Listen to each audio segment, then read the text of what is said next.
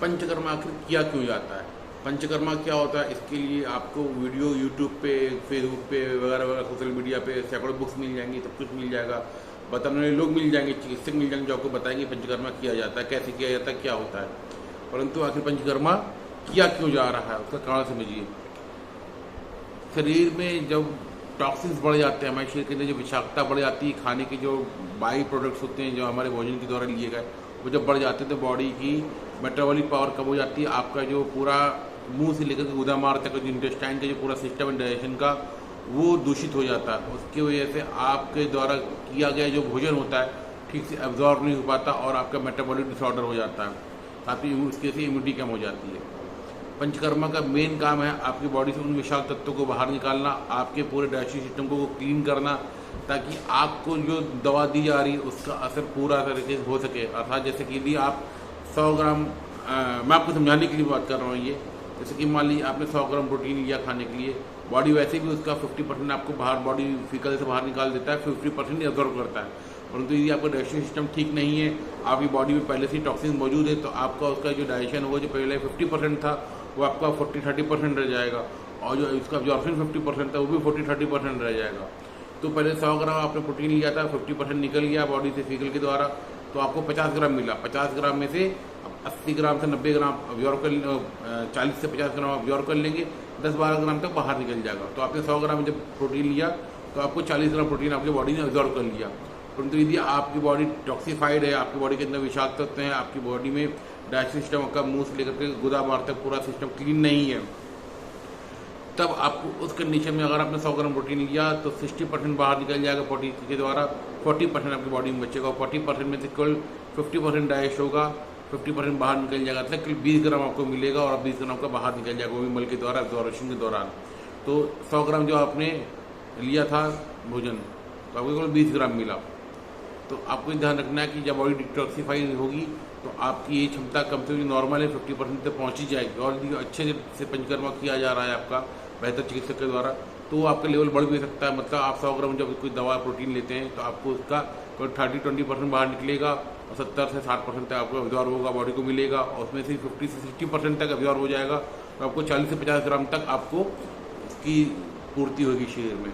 तो पंचकर्मा का बेस ऐसी यही चीज़ दवा के ऊपर है। यदि हमने आपको 1000 mg कोई दवा दी तो आपकी बॉडी इसके जो 50% बाहर निकाल देगी, लगभग आयुर्वेद की जो दवाइयाँ उनकी बात मैं कर रहा हूँ, और 50% ही आपको मिलेगा। मतलब आपकी बॉडी को अगर 1000 mg की दवा दी गई तो 500 mg आपके ऊपर काम करेगी, 500 mg बाहर निकल जाएगी मेटाबॉलिज्म के दौरान। परंतु यदि आपने पंचकर्मा करवा रखा है, साथ में ले रखा है, आपकी बॉडी डिटॉक्सीफाई हो रखी है, आपका डाइजेस्टिव सिस्टम क्लीन हो रखा है, आपका डाइजेशन भी ठीक चल रहा है, कॉन्स्टिपेशन भी नहीं हो रहा है, तो आपको वही 1000 mg की दवा को 10 से 20% बाहर निकलेगा और 70 से 80% आपको मिलेगी। मतलब 1000 mg की दवा में से केवल 100-200 mg बाहर फीकल के द्वारा निकल जाएगा, मलमूत्र के द्वारा निकलेगा, और आपको लगभग 700-800 mg तक की दवा आपकी बॉडी पर काम करेगी। अर्थात दी गई दवा की डोज तो वही रहेगी, उसका आपके ऊपर शरीर के ऊपर असर बढ़ जाएगा। अर्थात पंचकर्मा से आपकी बॉडी जो डिटॉक्सीफाई हो गई है, शरीर की विषाक्तता खत्म होने के बाद आपके शरीर की भोजन और दवाइयों को ग्रहण करने की और उनको सोखने अब्जॉर्व करने की क्षमता बढ़ जाती है, जिससे आपका जो इलाज किया जा रहा है, जिस भी बीमारी का इलाज किया जा रहा है, उस इलाज की क्षमताएं बढ़ जाती हैं, इलाज का ड्यूरेशन कम होता है, क्योंकि आपकी दवा आपको ज़्यादा असर करती है, तो इलाज का समय कम होता है, उससे आपका खर्चा भी बचता है, समय भी बचता है, और साथ में आपको जल्दी आराम आता है, आपको चीज़ों का असर ज़्यादा जल्दी हो पाता है। तो पंचकर्मा एक जरूरी चीज़ है। अगर यदि आपके चिकित्सक आपको पंचकर्मा की सलाह दे रहे हैं तो पंचकर्मा करा सकते हैं आप। परंतु इसमें भी कई प्रकार के पंचकर्मा होते हैं, जरूरी नहीं कि आपको आपका चिकित्सक 5 प्रकार के पंचकर्मा जो होते हैं तो कुछ करने के लिए बोले। हो सकता है आपको लघु पंचकर्मा जो कि 1-2 दिन में हो जाता है उसके लिए भी बोल सकते हैं, या आपको 5 कर्म जो होते हैं वन विरेचन वृष्टि वगैरह, उसके अलावा आपको बोल सकते हैं कि 2-3 काम कराइए, कि जैसे विरेचन करवा दिया, स्नेहन करवा दिया, जैसे मतलब बॉडी का ऑयलिंग करवा दिया, स्वेदन करवा दिया, ठीक, मतलब शरीर को भाप के द्वारा गर्म करके बॉडी के स्किन के पोर को खोलने वाला काम भी होता है, उसमें भी मेटाबॉलिज्म बढ़ जाता है हमारा, ठीक, वो करवा दिया, और अकुमुलेशन करवा दिया। केवल 3 या 4 प्रोसीजर से भी आपका काम चल सकता है। तो चिकित्सक के ऊपर निर्भर करता है कि वो आपके पंचकर्मा में 2 दिन वाला शॉर्ट पीरियड का करेगा लघु पंचकर्मा, या वृहद पंचकर्मा, या 10 से 15 दिन वाला करेंगे, या 5 कर्म करेंगे, या 3 करेंगे, या 2 करेंगे, या उससे भी आगे बढ़ के कुछ और करेंगे। तो ये चिकित्सक के ऊपर निर्भर करता है कि बीमारी को कैसे आकलन कर रहे हैं। परंतु आप पंचकर्मा यदि कराना चाहेंगे तो आपके लिए बहुत अच्छा रहता है और आपकी दवा का असर बहुत अच्छा हो पाता है। तो आपके शरीर के अंदर जो दवाइयों भोजन का असर वो अच्छा होने से आपकी इम्यूनिटी भी बढ़ती है, मेटाबॉलिज्म बढ़ता है, सब कुछ बहुत बेहतर हो जाता है। तो यदि आप अपनी बहुत सी रोगों में यदि पंचकर्मा कराना चाहते हो, उसका मेन कारण ये है चिकित्सक की सलाह लेने के बाद ही कराएं।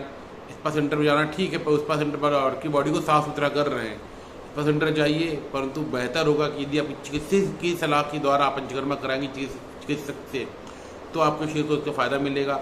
जो स्पा सेंटर आजकल खुले पंचकर्मा के नाम पे, वहाँ पे केवल आपकी बॉडी को तेल लगा के बॉडी के ऊपर ऑयल लगा दिया जाता है, बॉडी की मालिश कर दी जाती है ताकि आपको दर्द में आराम मिल जाए। कहते नहीं कि हम लोग जब थक के आते हैं ऑफिस से, बच्चों से कहते हैं बेटा पैर दबा दो, ठीक, तो बस आपके शरीर को दबा करके आपके शरीर को आराम दे दिया जाएगा, थोड़ा सा बॉडी में ऑयल करके आपको नहाने के लिए बोल दिया जाएगा, आपको भाप दे दी जाएगी, परंतु डिटॉक्सीफाई नहीं कर पाएंगे वो लोग आपकी बॉडी को।